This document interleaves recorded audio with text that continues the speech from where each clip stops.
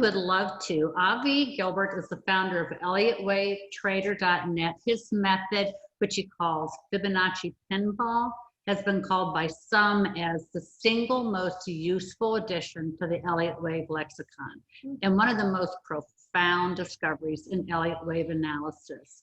Today, Avi's going to go over how the Fibonacci Pinball predicts market moves, why sentiment is really what moves the markets, how Fibonacci Pinball measures the market sentiment, and what's ahead for gold and the S&P 500 using this method. So Avi, are you mic'd up here? Yeah. Well, how do I get my screen to screen share? Depending upon your computer, if you just hover your mouse either at the bottom or the top, you should see that come up. Okay. Okay, I think. All right. And then the only other challenge is making certain, looks great, Avi. Is that good? Absolutely. We see that first slide. We hear you great. You've got an hour. Take it away. Excellent. Thank you. Well, good afternoon, everyone. My name is Avi Gilbert, and I'm going to show you a bit about how our Fibonacci Pinball method of Elliott Wave analysis has allowed us to capture some of the major turns in many markets over the 9 years since we opened our doors at ElliotWaveTrader.net. But the one major issue upon which you really should focus is that I have found no other methodology that can put the overall market into context. And that applies to any market you're trading or trying to invest in. That alone makes this method truly invaluable, as so many have told me that they know when to buy, but have no idea when to sell. But understanding the larger degree of the market context will definitely help you in that decision-making process. Before we begin, I'm going to ask if you can please not type in any questions until the end, and I'll endeavor to get as many of those questions answered that I can at the end of the presentation. So thank you. So let's move on. Let's see if there we go. So markets can remain irrational longer than you can remain solvent. Now, while there's some historical question regarding who the author of this saying truly was, it's generally attributed to John Maynard Keynes. And during his tenure as chairman of the Federal Reserve, Alan Greenspan testified many times before various committees of Congress. And in front of the Joint Economic Committee, Greenspan noted that markets are driven by human psychology and waves of optimism and pessimism. Now, Bernard Baruch, an exceptionally successful American financier and stock market speculator who lived from 1870 to 1965, identified the following long ago. All economic movements, by their very nature, are motivated by crowd psychology. Without due recognition of crowd thinking, our theories of economics leave much to be desired. It has always seemed to me that the periodic madness which afflicts mankind must reflect some deeply rooted trait in human nature, a trait akin to the force that motivates the migration of birds or the rush of lemmings to the sea. It is a force wholly impalpable, yet knowledge of it is necessary to right judgments on passing events. Now, Greenspan and Keynes are among the most well-known economists in American history, and Baruch, as noted, was an exceptionally successful businessman. All three have come to realize that markets are driven by emotion and human psychology rather than fundamentals as most believe it to be. In fact, how often have you heard pundits say that the market is simply not trading based upon fundamentals at this time? And if you've been involved in the markets for 2020, there's no doubt you've shaken your head at the market and have muttered this to yourself at one point or another through the year. But as these gentlemen have noted, one needs to understand human psychology in order to be able to more accurately navigate our financial markets. So back in the 1930s, an accountant named Ralph Nelson Elliot identified behavioral patterns within the stock market, which represented the larger collective behavior patterns of society en masse. And in 1940, Elliot publicly tied the movements of human behavior to the natural law represented through Fibonacci mathematics. Thus, the full theoretical basis for what we now apply as the Elliott wave principle has been fully developed and publicized by 1940. Now, Elliot theorized that the public sentiment in mass psychology move in 5 waves within a primary trend and 3 waves within a counter trend. Once a 5-wave move in public sentiment is completed, then it's time for the subconscious sentiment of the public to shift in the opposite direction, which is simply the natural cycle within the human psyche and not the operative effect of some form of news. This mass form of progression and regression seems to be hardwired deep within the psyche of all living creatures. And that's what we've come to know today as the herding principle, and it gives this theory its ultimate power. Let's move on. Okay. In 1941, Elliot stated regarding financial markets that these Fibonacci ratios and series have been controlling and limiting the extent and duration of price trends, irrespective of wars, politics, production indices, the supply of money, general purchasing power, and other generally accepted methods of determining stock values. Now, in recent times, we've even seen evidence that phi even governs man's decision-making. Social experiments have been conducted over the last 30 years, which have resulted in price patterns based upon a mathematical standard that mirror those found in the stock market. This basically means that mass decision-making will move forward and move backward based upon mathematical relationships within their movements. This is the same mathematical basis with which nature is governed. The same laws that were set in place for nature also govern man's decision-making in mass and on an individual basis. And as I said, over the last 30 years, many social experiments have been conducted throughout the world, which have provided scientific support to Elliot's theories presented almost a century ago. Now, we know that movements in markets occur within waves, and which was discovered by R. and Elliot. And we also know that decision-making and changes in trend are governed by Fibonacci mathematics and the properties of phi, which has been supported by 30 years now worth of studies. So how do we apply this to our own trading to generate profits? Well, this is where our contribution to the Elliott wave world comes in. This is something that I observed within the Elliott wave structure and have adapted it to a trading methodology, and I lovingly call it Fibonacci Pinball. Now, since third waves in the Elliott wave structure tend to be the strongest and most powerful of all the waves, it really is the ideal wave to trade. Now, since third waves themselves have to be composed of 5 subwaves, it helps us determine how we trade this structure in a relatively low risk manner. Let me explain. After the market or stock finds a bottom after a correction, it begins a new uptrend. Such uptrend takes the form of a 5-wave Elliott wave structure. However, what I want to point out is that each of the impulsive waves, waves 1, 3, and 5, all are comprised of 5 waves each. And waves 2 and 4 are comprised of 3 waves each. So effectively, each impulsive wave can be further broken down to a 5-wave structure ad infinitum. I mean, this is what we really mean when we say the market is fractal in nature. It means that the patterns are self-similar at different degrees of scale. Now, since wave 3 subdivides into 5 waves, and once we have waves 1 and 2 in place, it makes trading the rest of waves 3, 4, and 5 relatively easy to prognosticate in a standard impulsive wave. This is what I refer to as Fibonacci Pinball. So allow me to explain a little more in depth. Once waves 1 and 2 are set up, we then set up our Fibonacci extensions based upon those 2 waves. Since wave 3 subdivides into 5 waves, we can use the Fibonacci extensions to provide guidance as to how wave 3 will now develop. Wave 1,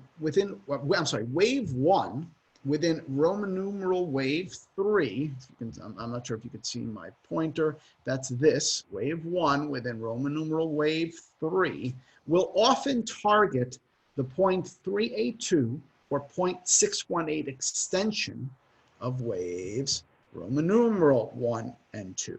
Here we have it targeting the 618 extension. We will then see a pullback for wave 2, which often targets the 500 or 618 retracement of this wave 1. Now, from this point, the market will usually target in a very strong rally, either the 1.0 extension for wave 3 of Roman numeral wave 3, or as high as the 1.236 extension. Here, we have it targeting the 1.236 extension. So in the case that, like in our case here, if the market were to then break down below the 764 extension, we expect it to go from the third wave, 1.236 extension, to pull back to the 764 extension. If we only hit the 1.0 extension on this wave, we expect it to pull back to the 618 extension or thereabouts. Now, in our case scenario, if the market were to hit the 1.236 extension and then break below the 764 extension, based upon our research, about 70% of the time, this is an early indication that this pattern will ultimately fail, and then the market will be coming down hard and moving below the origination point of this rally here. So that is a very important signal point. Now, mind you, you would probably, if you're trying to get in on the 1.212, you're probably buying in here, and now you have this move up, and you could then move up your stops. Now, as I'm going through this, this is, just to explain, this is a very standard framework within which we track an impulsive wave structure through waves 3, 4, and 5. I mean, there can be further extensions beyond this, but normally you see this wave 3 of 3 targeting the 1.236 up from the 1.0 to the 1.236 and then pulling back to the 618.764. Once that holds, your expectation is now to go up to the 1.618 extension to complete all of this Roman numeral wave 3. Now, like I said, we can get extensions beyond the 1.618 for that wave 3.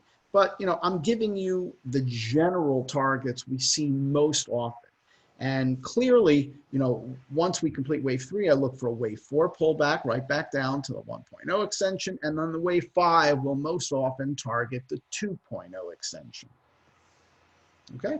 Now, but the purpose of this exercise really is to give you a framework through which you can track moves of any stock, market, and individual stocks, large markets, small markets, and it applies a great majority of the time. And as I said, wave 3 can and sometimes does extend beyond the 1.618 extension, and that would affect the depth of the wave 4 pullback.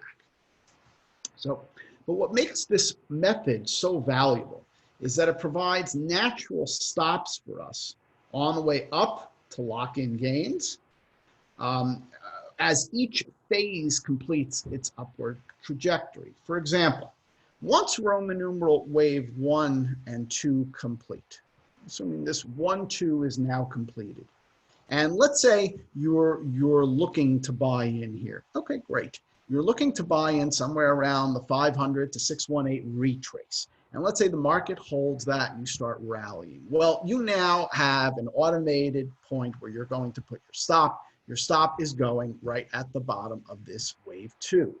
You're allowing the market to now rally up to the 618 extension generally, and then give you another 1-2 structure before it starts heading up strongly. Now, at this point in time, you still keep your support and your stop at wave 2. Once the market then sets this up and then starts moving up, clearly you're now going to move your stop to here. And once the market hits your 1.236 to 1.0 extension, well, your stop is now going to go just below the 618 extension. You're locking in profits as you go higher. That really is the purpose, of this entire exercise. To identify targets and where you lock in profits, where you put your stops. Now, most often, I really tell people, start taking your profits once we complete that third wave. And the reason I say that you take your profits is because the fourth wave is notorious for burning time in a relatively long consolidation as compared to waves 1 through 3. So that kind of erodes a lot of the time value you have in options if you're trading in options for this trade. So, and since your target is going to be, the 1.0 extension on that wave 4 pullback, you can always re-enter when you get closer to the target, and you won't lose any of the significant time factor, especially within the options pricing. That's why I tell a lot of people, especially if you're trading with anything that has time value of money attached to it, take your profits at the top of the third wave. So now we've gone through our general methodology. Let's take a look at some of the major calls we've had over the year and show you how this has worked for us in practice. And right after that, I'll take some questions, and I've left plenty of time for questions. I know this is not an easy methodology, so I've definitely saved some time for questions at the end of it. Now, while it's not a market call I discuss very often, it's not sexy. Many of our members think this may have been one of the most remarkable market calls we've made through the years. Back in 2011, when the dollar index was in the 73 region, I think that's the next one, yeah. When the dollar index was down here, we called for a multi-year rally with a target over 103. Generally the 103 to 103, 103.30 to 103.50 region. That was our general target. Now, for those that do not trade much in the Forex world, calling for a 40% rally in a currency is really a significant expectation. And especially when you consider that the Fed was heavily involved in its QE programs at the time, and it caused everyone and their grandmother to be certain that the dollar was about to collapse. But at the same time, we were calling for a 40% rally in that environment, and many were looking at me like I was simply crazy. Well, as we know today, not only did the dollar rally in the face of this unprecedented QE, which was supposedly to have it caused to crash, it reached a high of 103.82. And that was within 30 to 50 cents of our long-term target that we set back in 2011. So, I mean, that's one example of the types of calls we've had. Another example is, for example, let's look at gold. I don't know how many of you have followed my gold work through the years, but back in the summer of 2011, gold would rally as much as $50 in a single day. And everyone in the market, if you remember that, for those of you that were trading at the time, everyone was certain that we were going to exceed the 2,000 mark that year. In fact, in the way the pundits, analysts, investors, everyone was talking that summer, not only was $2,000 a foregone conclusion, the real arguments were really being had about how much beyond 2,000 are we certainly going to go. But back in August of 2011, I wrote the following. Over there. Since we are most probably in the final stages of this parabolic fifth wave blow-off top, I would seriously consider anything approaching 1915 level to be a potential target for a top at this time. Now, as we now know, gold topped within $6 of our target. And even before gold topped, I outlined my expectations where a pullback can take us. I noted that if we broke a certain level of support, which is about the 0.382 retracement, then I can easily see gold dropping back down to the 700 to 1,000 region from the 1900 region. And remember, I wrote this while gold was still in the midst of its parabolic run, where everybody was certain it was going over 2,000, and I start talking about 1,000 as a target. Now, I'm sure you can understand how everyone that read this analysis viewed it. Let's just say that, the kind commenters told me that I was absolutely crazy. Now, as we now know, gold dropped down to the 1,050 region before it bottomed. Now, however, what was really incredible about that was during that entire decline, all the fundamentalists who were uber bullish gold at the highs in 2011 remained bullish all the way down. it was remarkable, absolutely remarkable. I was stunned watching it. But what was even more incredible was that as we were approaching the 1,000 region, they began to turn bearish. It was astounding to watch it happen in real time. And almost in unison, the belief became that gold would certainly drop below 1,000 before we can even consider a bottom being struck. But again, we began looking the other way when the boat became a little too heavily weighted.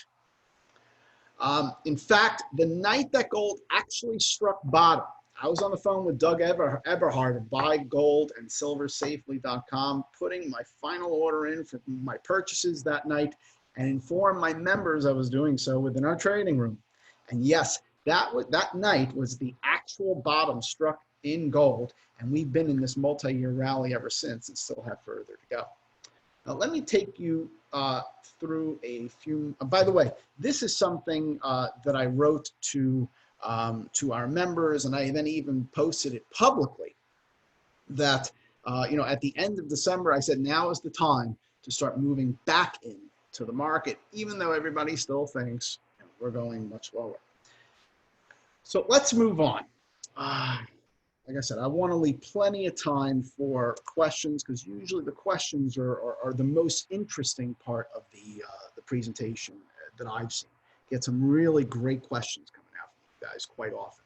So back in 2015, I outlined to our members that I had expected the S&P to top out in the 2100 region, drop down to the 1800 region, and then begin a global melt-up. I expected a quote-unquote global melt-up within the next few years thereafter, starting in early 2016. Well, this was during a period of time when the Fed was reducing its balance sheet. And there was, again, unanimous certainty that this was, my expectation was a complete impossibility when the Fed was no longer standing behind the market. I mean, everybody thought with the Fed reducing its balance sheet, market is bound to crash. Well, I think we know that that's not the case, and my staff actually outlined our calls throughout 2016 as we caught almost every twist and turn that year. And as we went into the 2016 election, I reiterated my perspective that the market was setting up to rally strongly over the 2600 region. Mind you, we were in the 2100 region at the time, and I was looking for a rally to at least 2600 with potential to extend to 3000. And I said this, and I kept quoting this, no matter who won the election. And if you remember that time period, the common expectation was that if Trump was elected, the market was going to crash.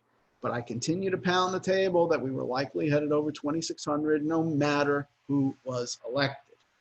Now, for one less example, let's take a look at the bond market. Let's see here. There we go.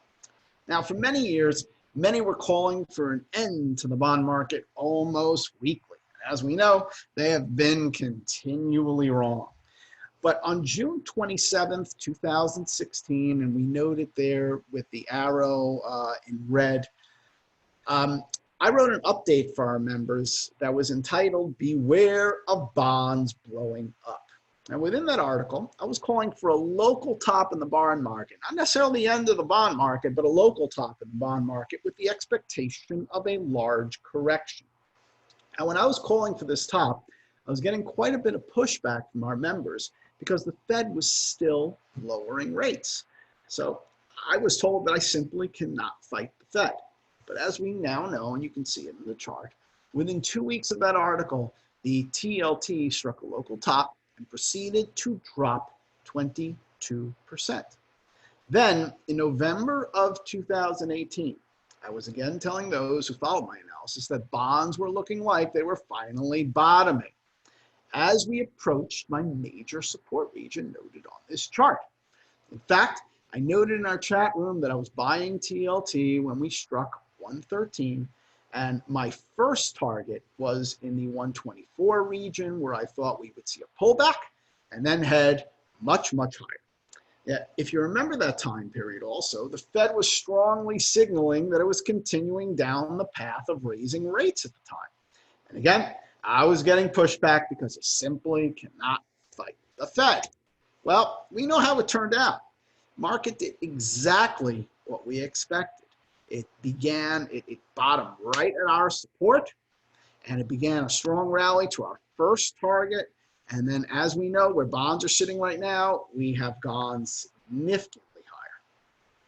Now, while there really is no method that is perfect, I've not found any method that can provide you with market context in the way that our Fibonacci pinball system of Elliott wave analysis does. So I'm sure many of you were wondering, how did we do during 2020? Well, to be honest, I'm actually embarrassed to say that we have been doing extraordinarily well, and it has been one of our best years to date.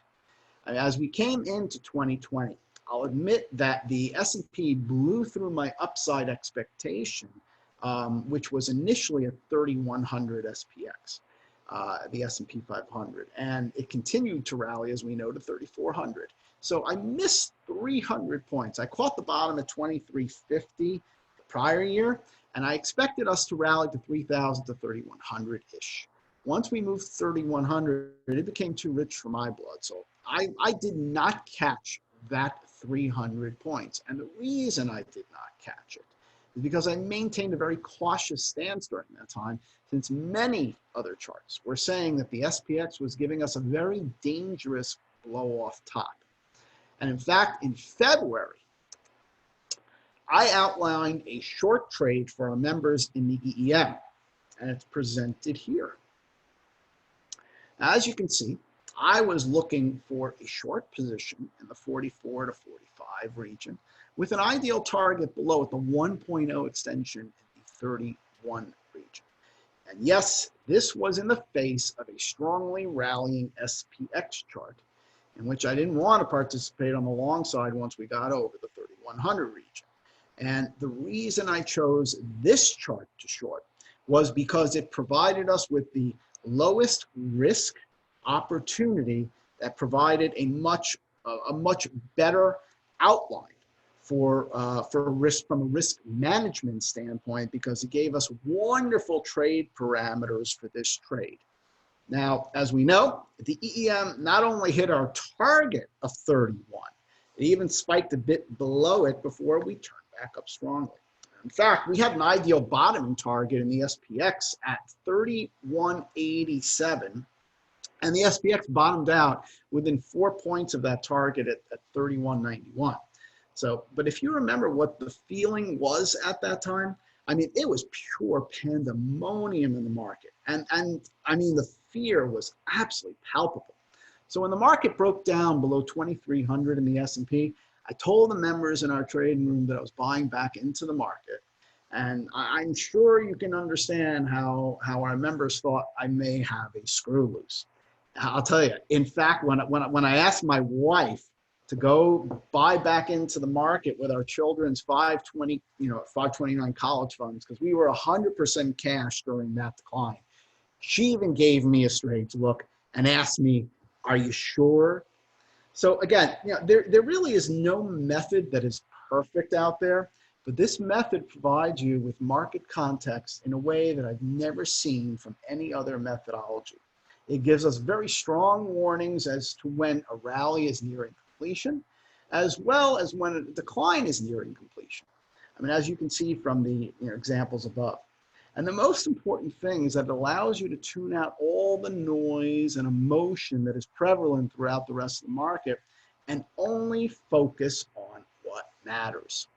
So, as one of our members once aptly said, the goal of EW analysis is to analyze sentiment and not to participate in it.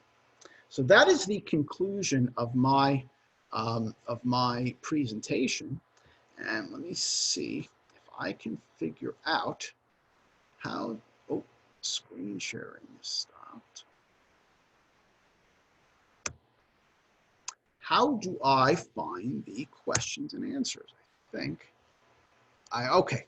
If you guys would like to put in your questions and answers, I will answer them as well as I possibly can. So what happens when the main impulse wave completes wave 5? Well, once you're completing a 5-wave structure, it's telling you that the trend is coming to an end. So, it depends on how aggressive you are. One, you could either start entering short trades, but personally, I much rather like to get aggressive on downside structures, on corrective bounces rather than right off the bat.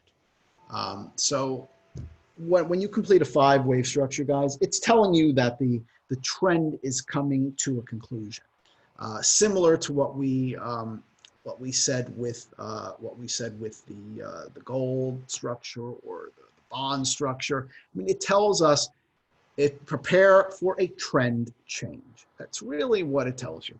Okay. How do you identify the start of a wave 1? That is an excellent question.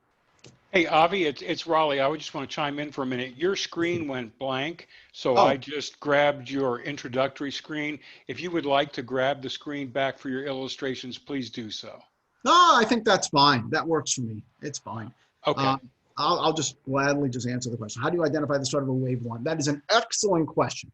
And it really has to do with analyzing the prior corrective structure. For example, oftentimes, like I said, when you have your corrective structure, it's going to be a 3-wave structure. And that's how you identify the bottoming. You're looking to analyze a 3-wave structure that's completing a correction. Most often, the first wave down and the third wave down within that 3-wave corrective structure, and we label it A, B, C. A is the first wave down, B is the corrective rally, C is the third wave down. That's a corrective structure, A, B, C. Most often, A and C have very distinct relationships. The most common relationship is an A equals C. The size of the A wave is often the same size as the C wave. And within the C wave itself, a C wave is a 5-wave structure itself. And that's common to C waves, not A waves.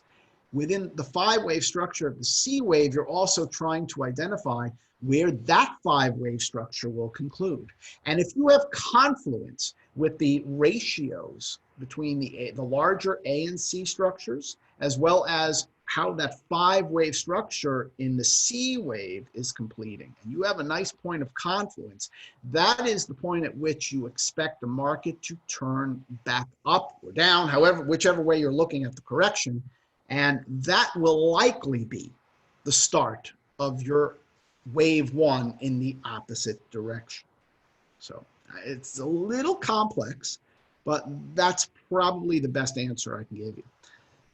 My view of silver at this time, I mean, pretty simply, we're still working on a corrective structure. My next upside target is probably 36, could be a bit higher. A lot depends on how the setup for the next structure develops.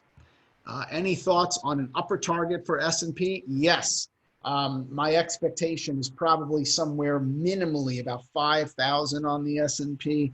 I would prefer 6,000. It works better on the longer time frames. I'm guesstimating somewhere around 2023. Does the wave structure use time as well? Mark, that is an excellent question. I get that question all the time.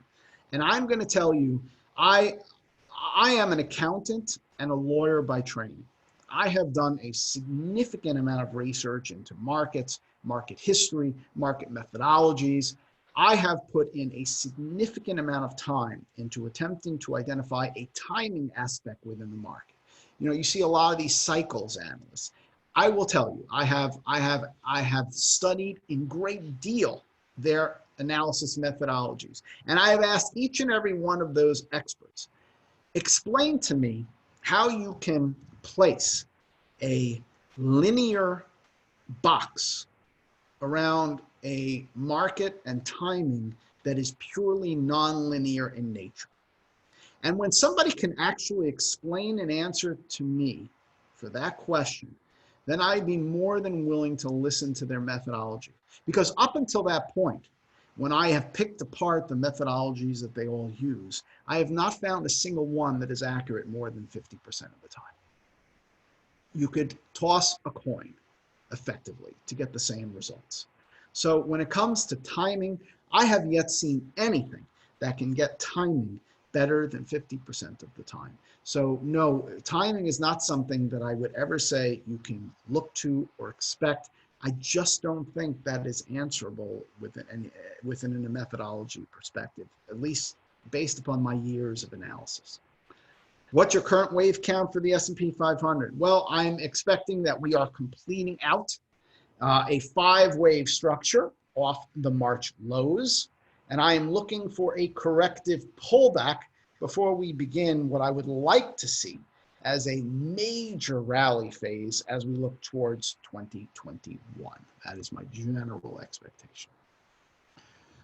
Gold is not approaching a wave 5 yet. I don't believe we've completed wave 3 yet.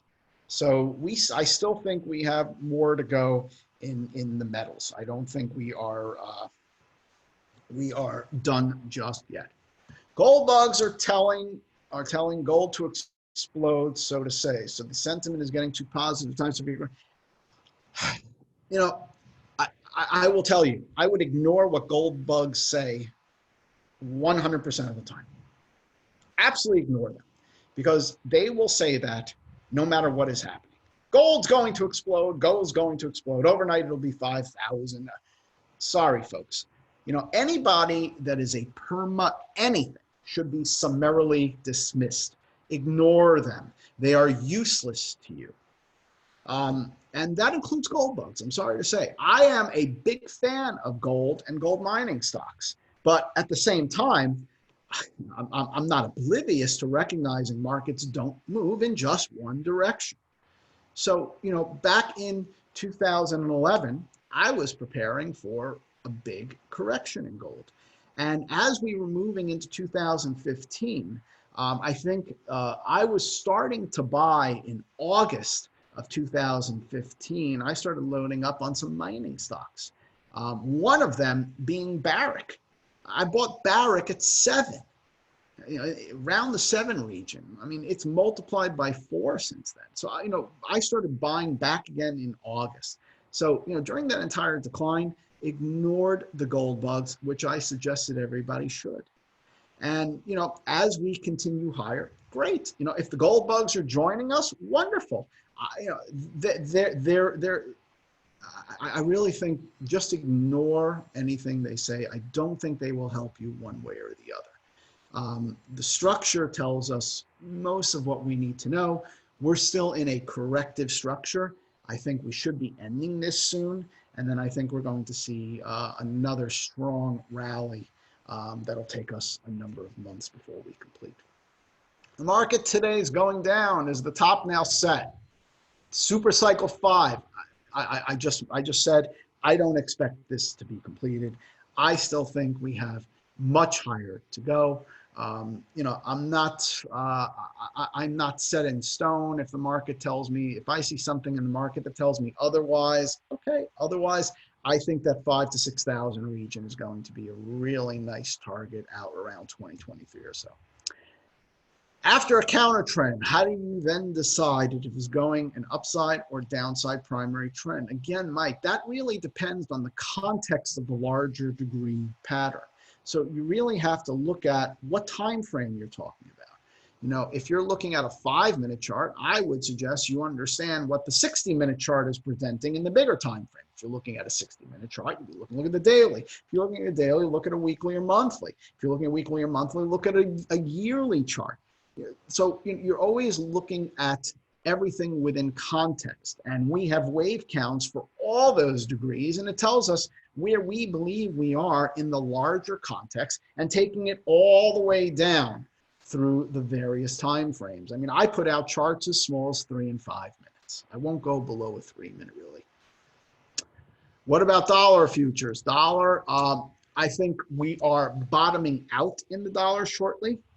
And I think you're going to see a probably a multi-week corrective rally in the dollar before you're going to see much lower again. But I think in 2021, we'll probably hit a nice bottoming in the dollar.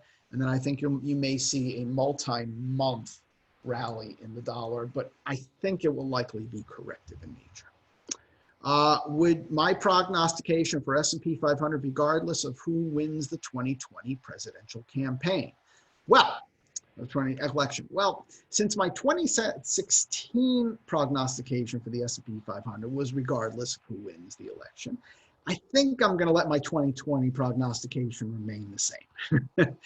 Like I said, people, people take me to task because, I really don't care what the substance of the news is. I have seen gold, for example. I actually have written articles about this. On a Thursday, I see inflation numbers come out, gold rallies. I see the same inflation numbers that are reiterated by another report on Friday, gold declines. For Thursday, the people are saying that gold rallied because of these inflation expectations, and then on Friday, gold declined because of the inflation expectations. The exact same expectations. So, trying to really listen to all the talking heads and trying to parse what news matters, what news doesn't, at the end of the day, for me, it's truly immaterial. For me, it really is about math and structure. Do members use your Roman numeral waves or the subways do most of the trading, or is this an individual preference? For example, you could buy the beginning. It really is an individual preference. When you come on to my site, and I'll tell you right now, we're about to celebrate our 9th anniversary. We have over 6,000 members that have joined us in those 9 years. Almost 1,000 of them are money manager clients, and we have 18 analysts, including myself. So whenever we get a new member coming on, and all 6,000 have seen that same letter from me, you get an opening letter from me, and it gives you very general coaching as to what you need to be doing if you have not done it to date. One of the things that I say to you is you need to understand the type of trader / investor that you are. Are you a trader? What time frame do you like to trade? Are you an investor? Am I missing something? Oh, okay. So are you an investor? Are you a trader? What time frame do you like? So a lot of it really is based upon knowing yourself. You cannot be successful unless you know yourself. That really is what it comes down to. So you have to figure out what is the best phase of a rally for you to trade. For most people, I think the third wave is by far the best to trade. Unless you trade commodities, the fifth wave in commodities are most often the strongest. So it really depends. You really need to know yourself. Missed beat out after a counter trend. How do you decide if it's going? I already answered that.